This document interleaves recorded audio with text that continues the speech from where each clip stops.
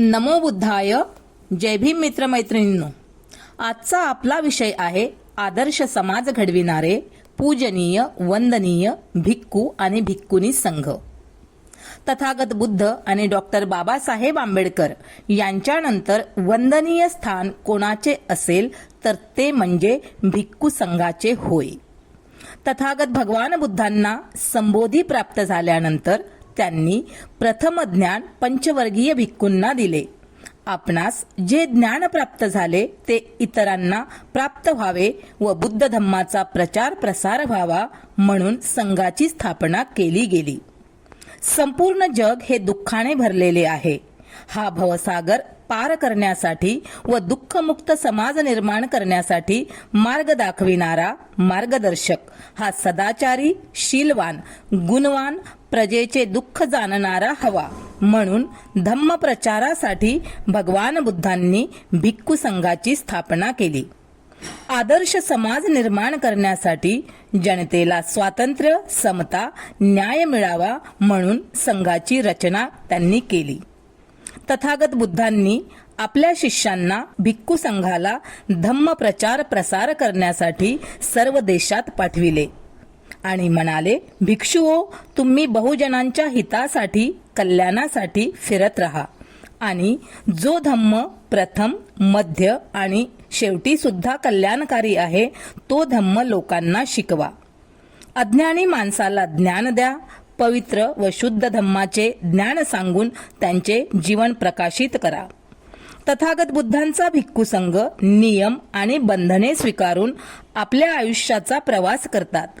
आर्थिक, सामाजिक, राजकीय, कौटुंबिक बंधनाचा व ऐहिक सुखाचा त्याग करून मोह, माया, परिवार या सर्वस्वाला ठोकर मारून लोक कल्याणासाठी चारी दिशांना धम्मज्ञानाचा प्रचार करतात.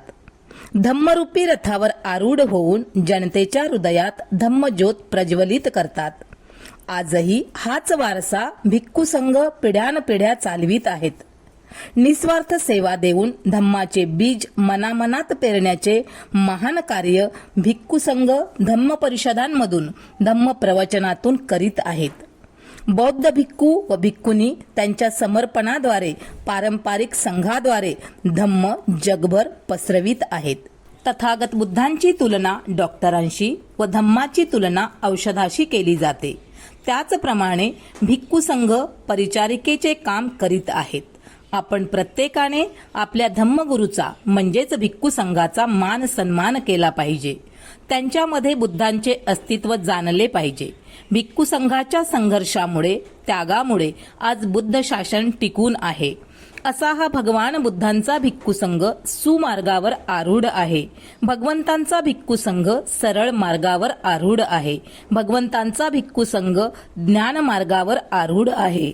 भगवंतांचा भिक्खू संघ उत्तम मार्गावर आरूढ आहे. भगवंतांचा भिक्खू संघ निमंत्रण देण्यास पात्र आहे, स्वागत करण्यास योग्य आहे, दान देण्यास योग्य आहे. जगातील सर्वश्रेष्ठ पुण्यक्षेत्र कोणते असेल तर ते म्हणजे वंदनीय भिक्खू संघ होय. असा हा भिक्खू संघ वंदन करण्यास योग्य आहे. एच संघा अतीताच, एच संघा अनागता, पच्चुपन्नाच ए संघा अहं वंदामि सबदा. म्हणजेच भूतकाळात होऊन गेलेला भगवान बुद्धांचा भिक्खू संघ, भविष्य काळात जो भगवान बुद्धांचा भिक्खू संघ राहील आणि वर्तमान काळात असलेला भगवान बुद्धांचा भिक्खू संघ, अशा या पूजनीय भिक्खू संघास त्रिवार अभिवादन, त्रिवार वंदन. धन्यवाद.